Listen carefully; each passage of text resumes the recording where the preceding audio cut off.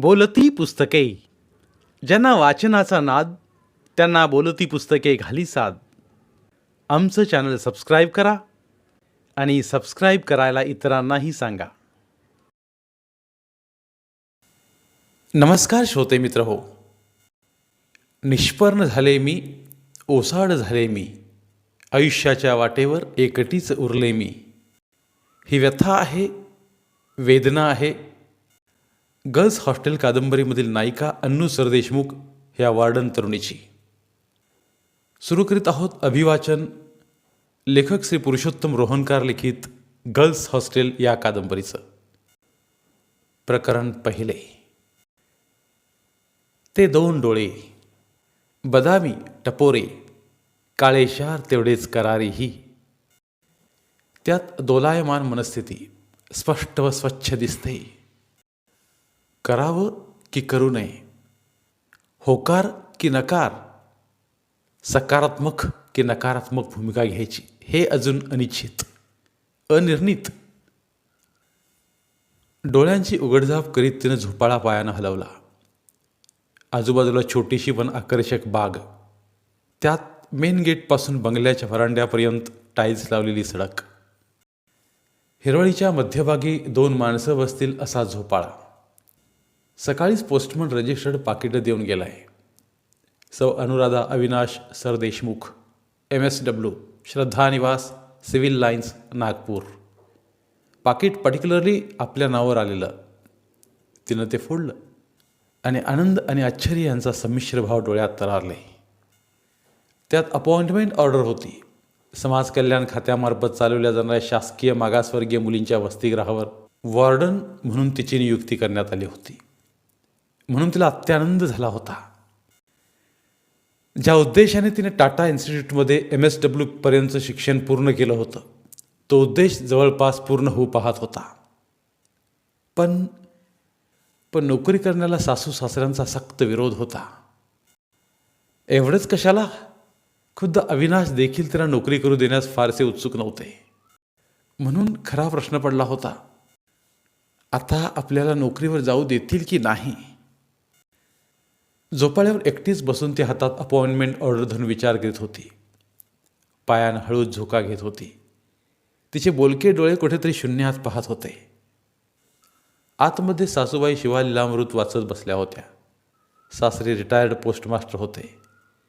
ते कोणातरी मित्रांकडे गेले होते आणि अविनाश 2 दिवसापासून त्याच्या कॉन्ट्रॅक्टच्या निमित्तानं मुंबईला गेले आहेत. आज रात्री बॉम्बे हावडानं ते येणार आहेत. सकाळी सकाळी एक्सप्रेस लेट नसली तरी इथे पोहोचतील 8पर्यंत घरी. घरी आल्यानंतर त्यांना पण ऑर्डर दाखवू. ऑर्डर पाहून ते खुश होतीलच हे सांगता येत नाही. कदाचित होतीलही. तुझं करिअर पाहून मी तुला नोकरी करण्यास परवानगी देतो असंही म्हणतील. किंवा अगं काय गरज आहे तुला नोकरी करण्याची, देवानं आपल्या घरी सारं काही दिलं आहे. गावी वडिलोपार्जित शेती आहे, केळी आणि उसाचा मळा आहे. बाबांना पेन्शन मिळतेच. मी गव्हर्नमेंट कॉन्ट्रॅक्टर आहे आणि तू साधी 10-12 हजार रुपयांची नोकरी करणार. छे, आपल्याला नको ही नोकरी. मग अशावेळी आपण काय बोलावं. विचारांच्या बेरीज वजाबाकीनं डोकं कसं अगदी सुन्न झालंय. तरी बरं अजून आईला सासूबाईला अजून ऑर्डर दाखवली नाही आपण, नाहीतर त्यांनीही घर डोक्यावर घेतलं असतं.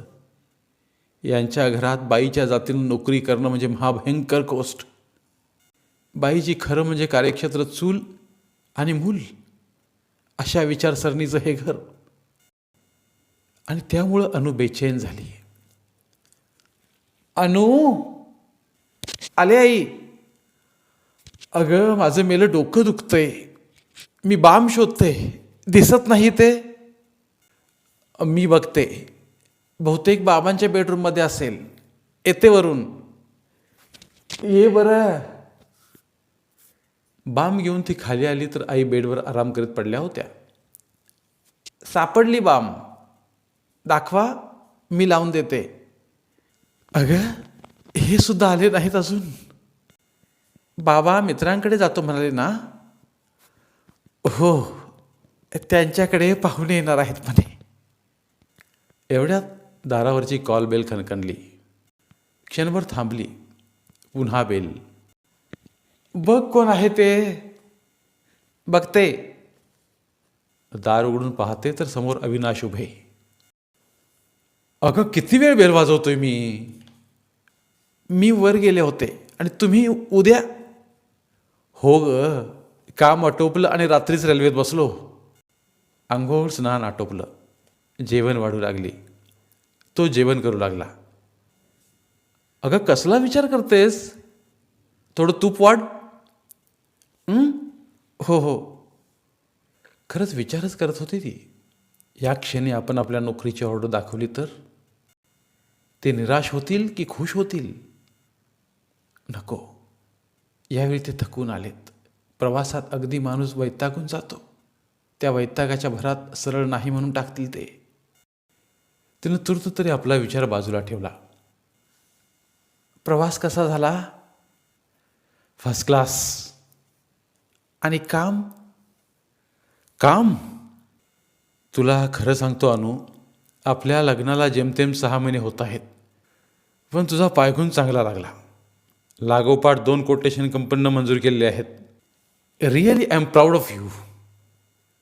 चला, काहीतरीच तुमचं आपलं. खरी मेहनत चिकाटी तुमची आणि स्तुती मात्र माझी. बाय गॉड, मी स्वतःला खूप भाग्यशाली समजतो. हो अनु, तुझ्यासारखी सद्गुणी, देखणी अँड वेल क्वालिफाईड बायको मिळाली मला. आज सॉरी मूडमध्ये दिसते. तो हसला खळखळून. तीही हसली. गुलाबी गुलाब पुष्प गालावर फुललेत. रात्री बेडवर पडल्या पडल्या अनु अवीच्या केसातून बोटं फिरवीत होती. कसला विचार करतेस. अगं दुपारपासनं पाहतोय मी. तू आपल्या संदरीत विचारात. ती हसली मंदावल्या चांदणीसारखी. कसला विचार. खरं सांगू, तू खोटं सुद्धा सांगू शकतेस यावर विश्वास नाही माझा. ती पुन्हा हसली सुकलेल्या अबोलीसारखी. ते जे सांगणार आहेस ते सगळं खरंच सांगणार तू. ती संकोचली. त्याच्या छातीवर डोकं ठेवून ते आपल्या उंजळीत त्याचा चेहरा घेतला आणि एकटक पाहू लागली. अगं अशी काय पाहते. बोल की मन मोकळं. Without tension please tell me anythings. मला अपॉइंटमेंट ऑर्डर आली आहे. Appointment order. कुठली. लग्नाच्या अगोदर मी समाज कल्याणमध्ये इंटरव्ह्यू दिला होता. यानंतर मी आपला नवीन पत्ताही त्यांना कळवला होता. आज आपल्या पत्त्यावरच ऑर्डर आली आहे. अवी सुन्नत झाला. अनु असं काही सांगेल याची कल्पना त्याला ध्यानीमनीही नव्हती. लग्न झाल्यापासून तो तिला पाहतोय. ती जेवढी सुंदर होती तेवढीच अबोल ही होती. ती जेवढी समजदार होती तेवढीच मुलकाची हट्टी ही होती. काय हो, बोलला नाहीत. तो दीर्घ सुस्कारा सोडून म्हणाला, हे बघ अनु, ह्या घरात माझ्यापेक्षा आईवडील आहेत. त्यांना मी खूप आदरणीय समजतो. त्यांना तुझा विचार पटला पाहिजे. त्यांना तुम्ही पटवून द्यायचं. तेवढं सोपं नाही आहे अनु. तुमच्या दृष्टीनं कठीणही नाही ते. असं तुला वाटतं. आई जुनी विचारांची आहे. तिला सुनेनं नोकरी करावं हे कदापि पटणार नाही. सुरुवातीला नाही पटणार, पण नंतर हळूहळूही नाही. एकूण त्यांच्यापेक्षा तुमचाच विरोध आहे तर. अनु अनु अगं मला समजून घे. समजून घे म्हणजे नेमकं काय करू. आता मात्र तुझ्यासमोर हद्द झाली. अगं मी आईवडिलांचा एकुलता एक मुलगा आहे. सुशिक्षित, बेकार नाही. आर्किटेक्टर आहे चांगला. गव्हर्नमेंट कॉन्ट्रॅक्टर आहे. लाखांनी पैसा कमवतो मी. आणि तू फक्त 10-12 हजारांची, तेही दरमहा नोकरी करणार. आईला कसं समजावून सांगू मी हे. अनु अबोल झाली. अनु प्लीज अंडरस्टँड मी. तू ह्या घरच्या एकुलत्या एक मुलाची पत्नी आहेस. ह्या घरची एका वृद्ध सेवानिवृत्त शासकीय कर्मचाऱ्याची सून आहेस. तू अशी घराबाहेर. घराबाहेर? अहो, कुठल्या युगात राहतात तुम्ही? आज फक्त मुलीचं चूल आणि मूल एवढंच कार्यक्षेत्र राहिलेलं नाही. ती आज विमान चालवणारी वैमानिक आहे, देशाची पंतप्रधान आहे, न्यायाधीश आहेत. पुरे पुरे कळतं मला सगळं. सगळं कळत असूनही विरोध आहे, तोही स्वतःच्या बायकोचा. अनु अनु अगं, कसं समजावू मी तुला? काही समजावण्याची गरज नाही. ती क्षणभर थांबली. दुसऱ्या क्षणी म्हणाली, लोकांना नोकऱ्या मिळत नाहीत, मला मिळाली तर ठीक आहे, मी ऑर्डर फाडून टाकेन. अनु, ऑर्डर ठेवून काय करू? अनु, तुझ्यासाठी मी कोणतंही अग्निदिव्य करण्यास तयार आहे, फक्त तुझ्यासाठी. Abhi, yes, I must try my best level. Thank you Abhi, thank you very much. आणि झालंही तसंच. घरात थोडाफार नाना हो हो करीत अनुला नोकरी करण्याची परवानगी मिळाली. आणि अनु नोकरीच्या गावाला जाण्याच्या तयारीला लागली. रेल्वे स्टेशनवर फक्त अभि तिला निरोप द्यायला हजर होता. तू गेल्यावर प्रथम कामावर रुजू हो, नंतर मला तू फोन करशील, एकूण तिथली सिच्युएशन सांगशील. होय, मी स्वतः तुझ्यासोबत येणार होतो, पण आज अचानक कॉन्ट्रॅक्टर लोकांची मीटिंग आली आहे, त्याला थांबणं जरुरीचं आहे. ठीक आहे, मी गेल्यावर सगळं काही फोनवर सांगेन. आणि हो, तो पहाडी एरिया आहे, सगळं थंड, पाणीसुद्धा जड आहे, तेव्हा स्वतःची काळजी असतेच. आणि हो, आईला दम्याचं औषध घेण्याची आठवण देत चला, स्वतःलाही जपा. गप्पा गोष्टी 10:40 कधी वाजले ते कळलंच नाही. घंटा झाली. अरायवल आहे. पैसे आणखी हवेत का? पुरे आहेत. अधिक हवे असल्यास जरूर कळव. होय. रेल्वे धाडधाड करत आली. प्रवाशांची गर्दी झाली. काळ्या कोटातले टीसी बाबू पळापळ करू लागले. लाल ड्रेसवाले हमाल डोक्यावर ओझी वाहू लागलेत. एका हमालानं खिडकीजवळ जागा ठेवली आहे. साहेब, या बाईसने आत पाठवा. जा, द्या सुटकेस माझ्याजवळ. दे. ती खिडकीजवळ बसली. प्रवाशाची निर्वाणीरव झाली. रेल्वेनं शिट्टी दिली. हळूहळू रेल्वेनं वेग घेण्यास सुरुवात केली. डबे पुढे पुढे सरकू लागलेत. डब्याच्या खिडक्या पुढे पुढे जाऊ लागल्या. अन्नू खिडकीतून पाहू लागली. अच्छा Anu, take care, bye bye, टाटा. ती हात हलवू लागली. अभि जाणाऱ्या रेल्वेकडे, अनुच्या हात हलवण्याकडे एकटक पाहत राहिला. कितीतरी वेळ. वर्तुळाकृती कमानीदार बोर्ड सडकेवरूनच दिसतोय. शासकीय मागासवर्गीय मुलींचे वसतिगृह. बोर्डाखाली भले मोठे प्रवेशद्वार होते. ऑटो थांबा इथे. ऑटो रिक्षा थांबला. किती रुपये? 15 रुपये मॅडम. घे. वेळ सकाळी 10 वाजताची. ढगाळ वातावरण. नुकतीच पावसाची सर येऊन गेली. वसतिगृहाच्या दारातून एक एक मुलगी पुस्तक घेऊन बाहेर पडत होत्या. हे वसतिगृह ना? हो. एक मुलगी थांबली. ती मुलगी अपाद मस्तक पाहू लागली. मी इथलं वसतिगृहाचं कार्यालय कोठे आहे शोधते. ते बाजूला. ती कमला मावशी दारात उभी आहे. अनु तिथे गेली. कोण हवंय बाई? अनु हसली. मी वार्डन म्हणून आले. वार्डन? होय. ह्या बाईसाहेब या. ती आत आली. ही वार्डनची खुर्ची. ह्या इथे क्लार्क बाई असतात. त्या आल्या नाहीत, येतील एवढ्यात. कमलाबाई नवीन वार्डनबाईचं निरीक्षण करीत बसल्या. उंच पूर्ण, गौरवर्णी, गुलाबी साडी फुलाफुलांची आणि तसंच पण विदाऊट प्रिंट ब्लाऊज देखणं व्यक्तिमत्व. कुठून आलात बाई? नागपूरवरून. छान झालं. गेल्या 2 वर्षांपासून इथं कुणीही वार्डन बाई नाही. अहो, कसं सांगावं तुम्हाला, हे गाव फार राजकारणी. इथं अशी तशी बाई टिकत नाही. आलं लक्षात. या बाबूबाई कधी येतील? त्यांच्या मुलाला त्या इंग्लिश शाळेत पोचवून त्यांच्या घरी. जिल्हा परिषदमध्ये बाबू आहेत. एकच मुलगा, तो यांच्याकडे आहे. त्याला शाळेत पोचतं केलं की मग 4लाच घ्यायला जातात. 4ला? होय. पण हे ऑफिस तर 5पर्यंत चालत असेल ना? अहो बाई, अमरावतीच्या समाज कल्याण इन्स्पेक्टरकडे हॉस्टेलचा चार्ज आहे. ते साहेब अधूनमधून येतात. बाकी सर्व काम ह्या लहान मॅडमच सांभाळतात. अनुला इथली परिस्थिती लक्षात येऊ लागली. ते बघा, मॅडम आल्याच. मॅडम? आपल्या बाबूबाई. हां हां हां. आणि बुटकेल्याच्या बाई हातात छोटीशी पर्स घेऊन हजर झाली. मॅडम, आपल्या नव्या बाई. नमस्ते मॅडम. नमस्ते.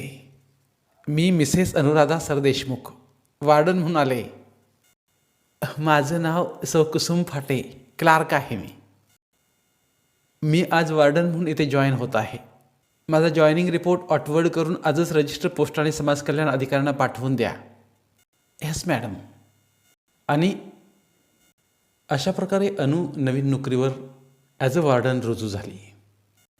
शासकीय वसतिगृहात शासकीय नियमानुसार 75 एकूण विद्यार्थिनी होत्या. त्यात वर्ग 8 ते 10 या वर्गात 15 मुली होत्या. तर कनिष्ठ महाविद्यालयात 30 विद्यार्थी होत्या.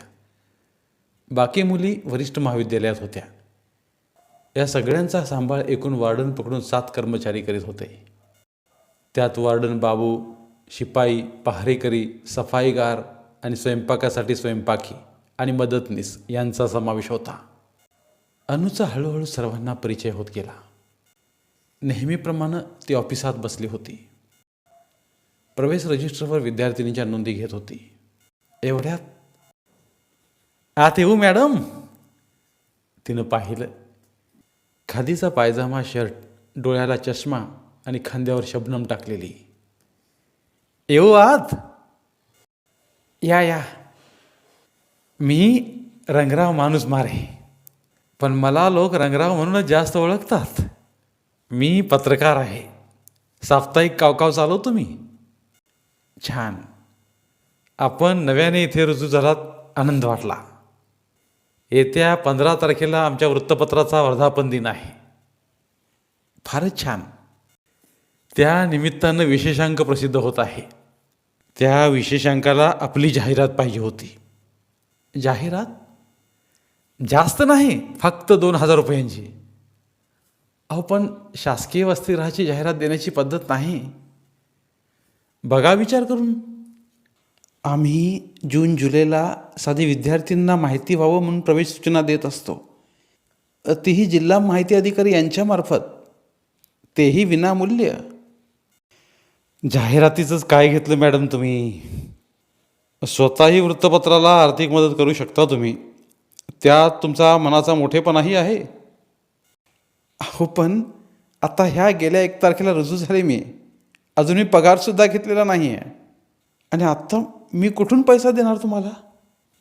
एवढ्या मोठ्या संस्था चालवणार तुम्ही. लाखोचा व्यवहार तुमच्या हातात. स्वतः ड्रायव्हिंग अँड डिस्टर्बिंग ऑफिसर आहेत तुम्ही. तुम्ही सहज 2000 देऊ शकता. कसं सांगू तुम्हाला मी? काही सांगायची गरज नाही. मागच्या मॅडम खुशीनं 3-3 हजार रुपयांची मदत करायच्या. त्यांचे खोटे धंदे असतील, हजारो रुपयांचा भ्रष्टाचार करत असतील त्या. मग त्यातला थोडाफार खर्च करत असतील, तर त्यात काय आश्चर्य आहे? तुमच्या म्हणण्यात ही तथ्य आहे. तथ्यही आहे आणि सत्यही. जो तळ राखील तो पाणी पिईल. आता तुम्ही आलात, सध्या नवीन आहात. आता तुम्हालाही हळूहळू सवय होईल त्याची. माफ करा, माझ्याने आता भ्रष्टाचार होणार नाही. मी इथे नोकरी करायला आले आहे, ते एक सद्विचार घेऊन.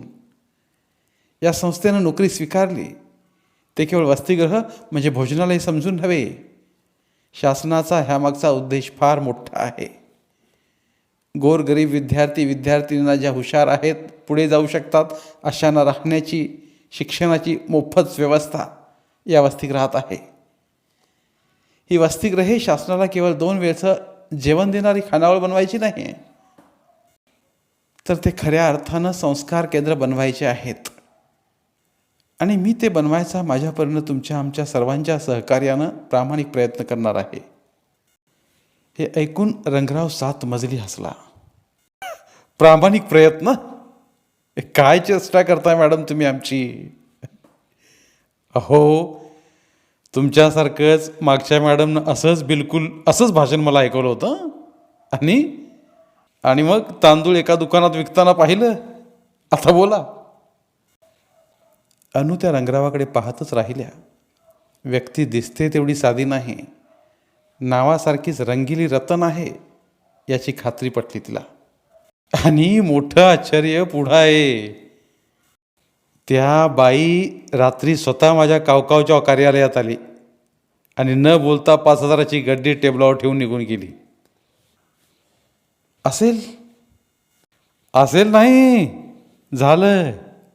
त्या रात्री 2,000 वृत्तपत्राचे वॉर्डनच्या विरुद्ध छापले अंक नदीच्या पाण्यात सोडून द्यावे लागले. याला काय म्हणतात? आणि मग रंगराव खो हसू लागला. माफ करा, साऱ्या व्यक्ती सारख्या नसतात. मला मात्र त्यातली समजू नका. त्यातली? ते मिस्किल हसू लागले. मी नाही त्यातली आणि कडी लावा आतली. रंगरावजी, अशा चिडताय कशाला मॅडम? प्लीज तुम्ही आता जा, मला काम करू द्या. माझ्याकडून तुम्हाला काहीही मिळणार नाही. जा तुम्ही, मला काम करू द्या. करा तुम्ही काम करा म्हणे. काम जातो मी. नमस्कार. तिने सुटकेचा निश्वास सोडला. टेबलावरची बेल वाजवली. कमलाबाई समोर आली. पाणी द्या प्यायला. होय, आणते. पाणी पिल्यावर तिला थोडं बरं वाटलं. बाहेर सर्द थंड वातावरण होतं, तरी तिनं सिलिंग फॅन सुरू केला आणि प्रवेश रजिस्टर ती लिहू लागली. त्यातच 4 वाजले. इंटरनॅशनल STD बूथमधून अनु फोन लावत होती. सुरुवातीला एंगेज लाईन दाखवत होती. शेवटी एकदाचा फोन लागला. हॅलो, कोण? आई, मी अनु बोलते. हा अनु, जॉईन झालीस तू? हो आई, तुझे सासरे मला हेच विचारत होते. हो, बाबांना सांगाल अनु जॉईन झाली म्हणून? सांगते. तू काही काळजी करू नकोस.